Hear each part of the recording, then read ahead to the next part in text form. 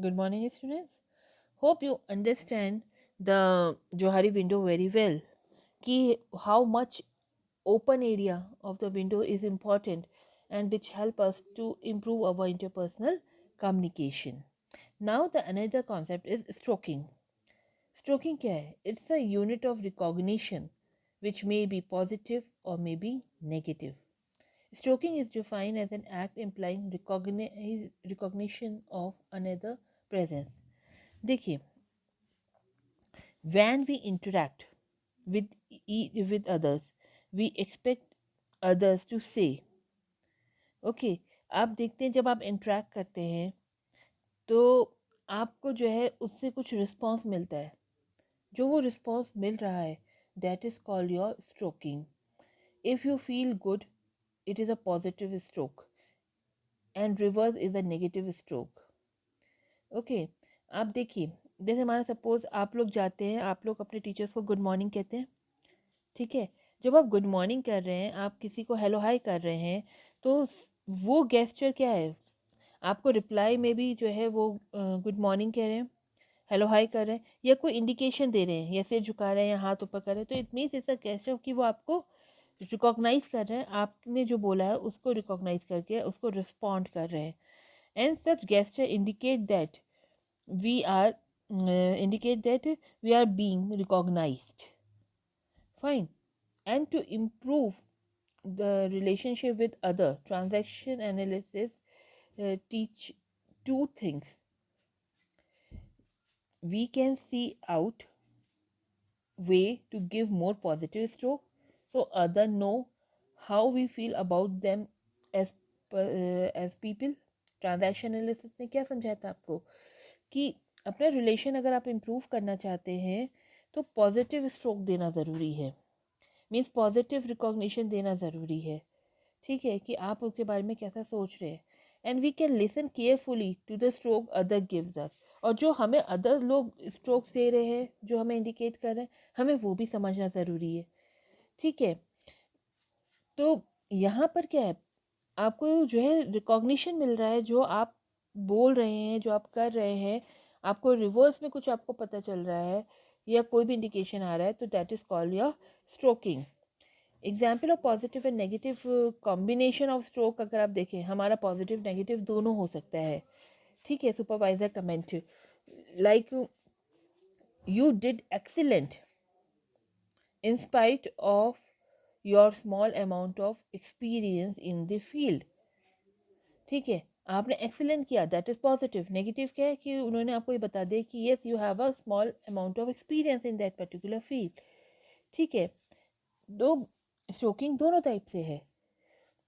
And employees has a hunger, employees have a hunger and need for a stroke, mainly a positive one. आप देखते हैं जैसे आप office में काम कर रहे हैं, आप ऑफिस में जब काम कर रहे हैं, आपका बॉस आया और उसने आपको देखा काम करते हुए और आपको रिप्लाई किया कि यस वेरी गुड वर्क, आपकी पीठ थपथपाई आपके पापा ने, आपने अच्छा काम किया, ठीक है, अच्छे नंबर आए, तो ये क्या है? स्ट्रोकिंग है, जो आपको एक मोटिवेशन देती है. ठीक है, और पॉजिटिव स्ट्रोक जो होता है पीपल का, वो नेगेटिव स्ट्रोक से ज़्यादा पावरफुल होता है. ठीक है, और वो आपको हेल्प करता है आपको सक्सेसफुल होने में. देखिए, टू टाइप के stroke, positive and negative. Positive say that make one feel okay, cheerful and like words of recognition, affection, PAT on your back, please and smile अगर आपको मिल रही है, जैसे आपने असाइनमेंट किया, आपके असाइनमेंट की तारीफ हुई, तो that is a positive stroke. ठीक है, negative that make you feel sad और नॉट ओके, लाइक आपको क्रिटिसाइज किया, आपको हेटिंग करा, आपको स्कोर करा, तो वो हो गया नेगेटिव स्ट्रोक. ठीक है, and in absence of the positive stroke people feel negative stroke. अगर आपको पॉजिटिव स्ट्रोक नहीं मिला, तो अगर आपने पॉजिटिव स्ट्रोक नहीं दिया, उसको अप्रिशिएट नहीं किया, तो वो क्या समझते हैं, उसको नेगेटिव स्ट्रोक समझने लगते हैं. एंड नेगेटिव स्ट्रोक जो है mainly because of guilt, lack of self image. ठीक है, आप गए, हो सकता है कि वो नहीं देख पाए, आपको नहीं मिल पाया स्ट्रोक, पॉजिटिव स्ट्रोक, आपने काम किया अच्छा, बच्चों के साथ जो ज़्यादातर होता है, तो आपको क्या होता है, नेगेटिव स्ट्रोक मिलने लग जाता है। तो नेगेटिव स्ट्रोक आपके दिमाग में जो है क्यों हो रहा है? बिकॉज आपको अपने ऊपर कॉन्फिडेंस नहीं है, you have a guilt, you have a lack of self image. आपको अपने बारे में नहीं मालूम, आपको लगता है मैंने अच्छा नहीं किया होगा इसीलिए मुझे तारीफ़ नहीं करी, मैंने अच्छा नहीं किया क्योंकि इसीलिए जो है मुझे नोटिस नहीं किया गया। तो ऐसी फीलिंग आपके अंदर आने लगती है। ठीक है, तो negative stroke cause a interpersonal conflict. तो हमें इसको रिमूव करना होता है, नेगेटिव स्ट्रोक ना हो। देखिए, स्ट्रोकिंग जो है 2 टाइप से हो सकती है, conditional stroking and unconditional stroke. ठीक, कंडीशनल स्ट्रोक में क्या होता है कि I like you when you smile. आपके यहाँ पर क्या कंडीशन बता दी कि मैं आपको पसंद कब करता हूँ? जब आप स्माइल करते हो, तो दैट इज़ अ पॉजिटिव। ठीक है, I don't like you when you are sarcastic, तो ये क्या है? नेगेटिव है, आपके बारे में नेगेटिव बताया और ये भी बताया कि कब आपको, मीन्स आप कंडीशन अटैच कर रहे हैं, तो that is a conditional stroke. Unconditional stroke जिसके अंदर कोई कंडीशन नहीं है, आपने सिंपल कह दिया आई लाइक यू, कब कहाँ कैसे कुछ नहीं, तो that is a positive unconditional stroke जिसमें कोई कंडीशन अटैच नहीं। Then I don't like you, that is a negative. Okay, मैं तुम्हें पसंद नहीं करता हूँ, तो आपने नेगेटिव बताया बट यहाँ पर कोई कंडीशन नहीं बताई, when. Clear? Hope you understand this stroking. Means जब स्ट्रोकिंग क्या है, सिर्फ रिकॉग्निशन का तरीका है कि आपको कोई रिकॉग्नाइज कर रहा है, and this is very important. अगर आपको रिकॉग्नाइज नहीं किया तो वो नेगेटिव स्ट्रोक में कन्वर्ट हो जाता है, and which is very dangerous and which lead to a interpersonal conflict. ठीक है, जैसे आपको टीचर ने आपकी गुड मॉर्निंग का रिस्पॉन्ड नहीं किया, एक बार आपने कहा कि चलो हो सकता है नहीं देखा, नोटिस नहीं हुआ, दूसरी बार भी, तो आप कहेंगे कि यार तो रिस्पॉन्ड ही नहीं करते, हम इन्हें विश नहीं करेंगे। होता है जनरली, अब प्रैक्टिकल देखिए, तो that is a negative stroke.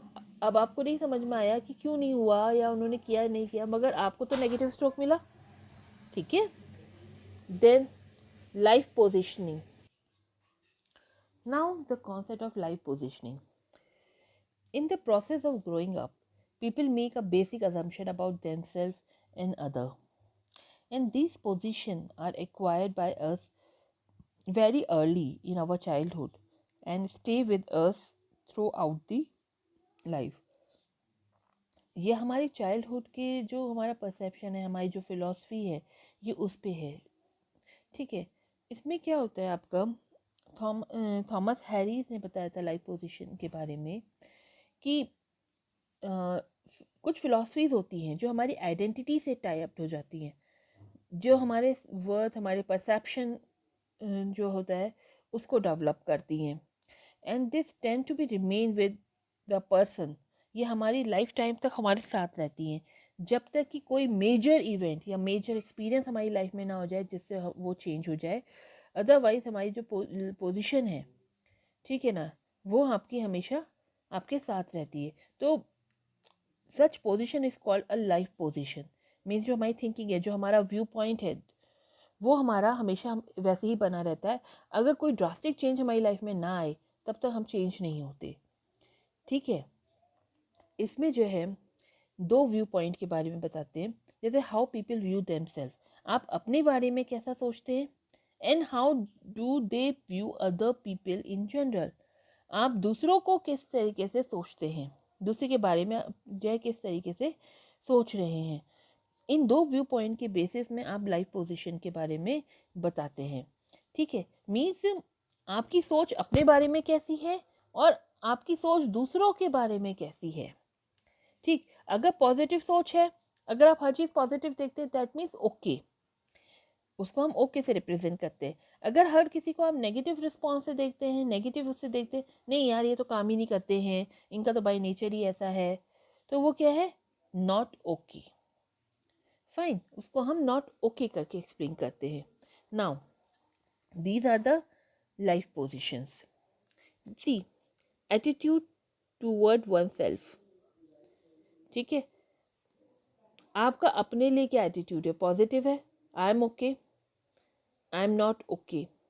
और एटीट्यूड टूवर्ड अदर्स, आपका एटीट्यूड दूसरों के लिए कैसा है ना, तो उसमें क्या है, you are not okay, you are okay. Positive attitude you are okay, negative you are not okay. Means आप दूसरों को अच्छा समझ रहे हैं या यहाँ पर दूसरों को अच्छा नहीं समझ रहे। ठीक है, और आइडियल स्टेट कौन सी होती है? Ideal is I am okay, you are okay, I am okay and you are okay. जब आप अपने आप को भी सही समझते हैं, दूसरों को भी सही समझते हैं, तो हम कहते हैं ये एक आइडियल स्टेज है। Other are less psychologically mature and less effective and have potential of interpersonal conflict। इनमें क्या है, ये आपके जो है साइकोलॉजिकली लेस मैच्योर फीलिंग को बता रहे हैं, लेस इफेक्टिव होते हैं, and they have a interpersonal conflict, they have a potential for the conflict. But I am okay, you are okay, जब आप अपने आप को भी सही समझ रहे हैं, दूसरों को भी सही समझते हैं, दूसरों की वैल्यू, दूसरों को भी वैल्यू देते हैं, तो लड़ाई होने के चांसेस या कॉन्फ्लिक्ट होने के लिए मिसअंडरस्टैंडिंग के चांसेस कम हो जाते हैं। बट इन तीनों कंडीशन में आपकी इमेच्योरनेस झलक रही है, means you are not psychologically mature, और आपके इंटरपर्सनल कॉन्फ्लिक्ट होने के चांसेस भी ज़्यादा होते हैं। मीन्स ये आपके एटीट्यूड को समझा रहा है कि हम किस तरीके के हैं। ठीक है, हमारी पोजीशन कैसी है, लाइफ पोजीशन आपके बारे में बता रहे हैं। जैसे माना पहला आप देखिए, I am okay, okay, I am okay, you are not okay.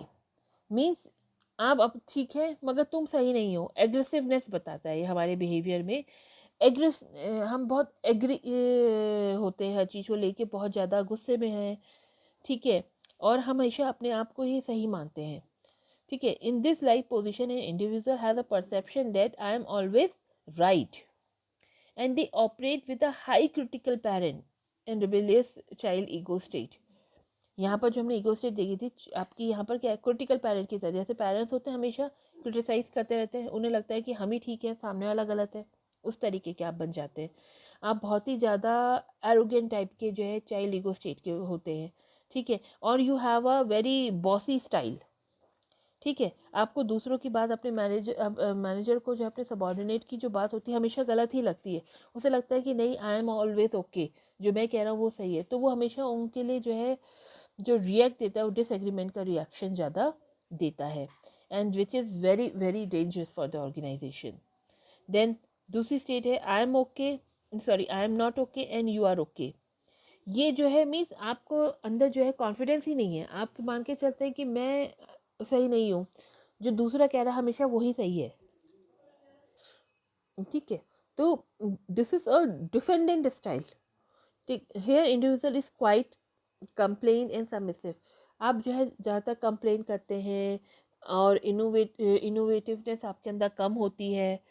आप रिस्क की रिस्पॉन्सिबिलिटीज़ लेने से बचने की कोशिश करते हैं। आपके अंदर कॉन्फिडेंस, फेथ अपने ऊपर नहीं होता, मगर दूसरों पे आपके ऊपर कॉन्फिडेंस होता है। ठीक है, आप एक तरीके के कंप्लेंट चाइल्ड ईगो स्टेट में होते हैं। मीन्स जैसे चाइल्ड होते हैं, बच्चे होते हैं, हर चीज़ में शिकायत करने वाले। आपको कोई टास्क मिला, आपने नहीं करा, सर इसलिए नहीं हो पाया क्योंकि इन लोगों ने नहीं किया, या इस ये कमी थी या वो कमी थी। तो इट मीन्स आपको क्या लग रहा है कि आप डिफेंसिव स्टाइल में रहते हैं, अपने आप को हमेशा बचाने की कोशिश करते हैं। आपको अपने ऊपर कॉन्फिडेंस नहीं है, पर दूसरों पे है कि दूसरा जो कर रहा है वो बिल्कुल सही कर रहा होगा। तो वो वाली ईगो स्टेट होती है, and this is also create a problem. Then I am not okay, you are not okay.